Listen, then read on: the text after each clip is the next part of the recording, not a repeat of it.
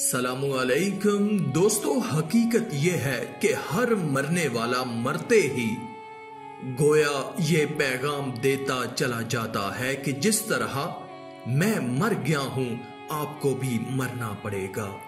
जिस तरह मुझे मनो मटी तले दफन किया जाने वाला है इसी तरह तुम्हें भी दफन किया जाएगा। जनाजा आगे बढ़ के कह रहा है, ऐ जहां वालों मेरे पीछे चले आओ, तुम्हारा रहनुमा मैं हूं। दोस्तों, आज जो वाकया मैं आपको सुनाने वाला हूं ये बड़ा ही दर्दनाक वाकया है। हजरत अली बिन मदीनी रहमतुल्लाह फरमाते हैं कि मेरे वालिद साहब का इंतकाल हो गया और मैं खुदा ताला के फजलो करम से हाफिज़े कुरान था। मेरा ये मामूल था कि मैं रोजाना वालिद साहब की कब्र पर जाता और तलावत कुरान करीम करके उन्हें ईसाले सवाब करता। एक मर्तबा रमजान शरीफ का महीना था, 27वीं शब थी।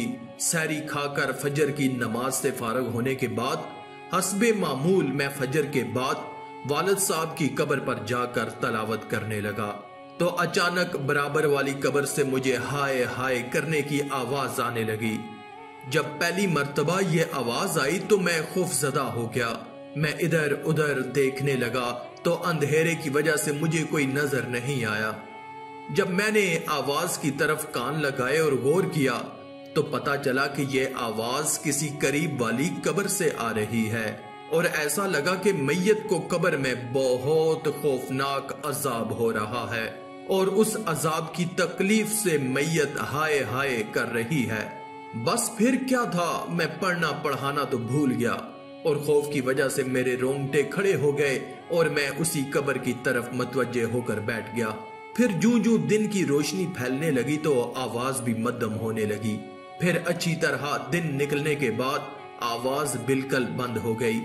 जब लोगों ने आना जाना शुरू किया तो एक आदमी से मैंने पूछा कि यह कब्र किसकी है। उसने एक ऐसे शख्स का नाम लिया जिसको मैं भी जानता था क्योंकि वो शख्स हमारे मोहल्ले का था और बहुत पक्का नमाजी था। 5 वक्त की नमाज बाजमात सफे अव्वल में अदा करता था और इंतहाई कम गो और नहायत शरीफ आदमी था। किसी के मामले में दखल अंदाजी नहीं करता।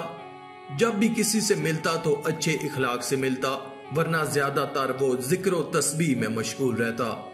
जब मैं उसको पहचान गया तो मुझ पर यह बात बहुत गरा गुजरी कि इतना नेक आदमी और उस पर अजाब।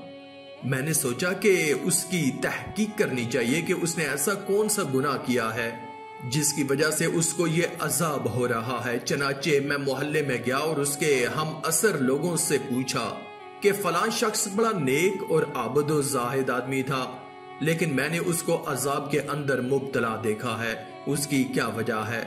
उन्होंने बताया कि वैसे तो वो बड़ा नेक और इबादत गुजार था, उसकी औलाद भी नहीं थी। हाँ, उसका कारोबार बहुत वसी था। जब वो बूढ़ा हो गया और उसके अंदर कारोबार करने की ताकत ना रही और कोई दूसरा उसके कारोबार को चलाने वाला नहीं था तो उसने अपने साथियों से मशवरा किया और खुद भी सोचा कि मैं अब जरिया माश के लिए क्या तरीका इख्तियार करूं।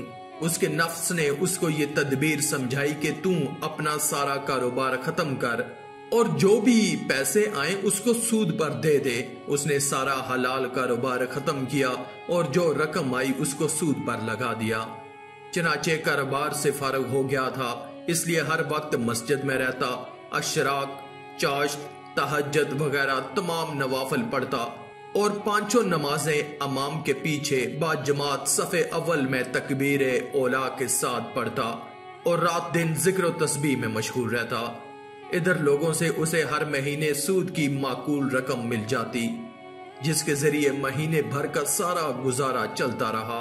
अली बिन मदीनी रहमतुल्लाह फरमाते हैं कि बस ये सुनकर मैं समझ गया कि उसको जो शदीद अजाब हो रहा था वो उसी सूदखोरी के गुनाह का वबाल था।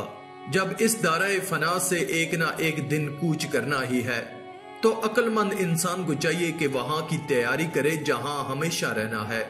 या अल्लाह मुझे जिंदा रख जब तक मेरी जिंदगी मेरे लिए बेहतर हो और मौत दे जब मेरे लिए बेहतर हो।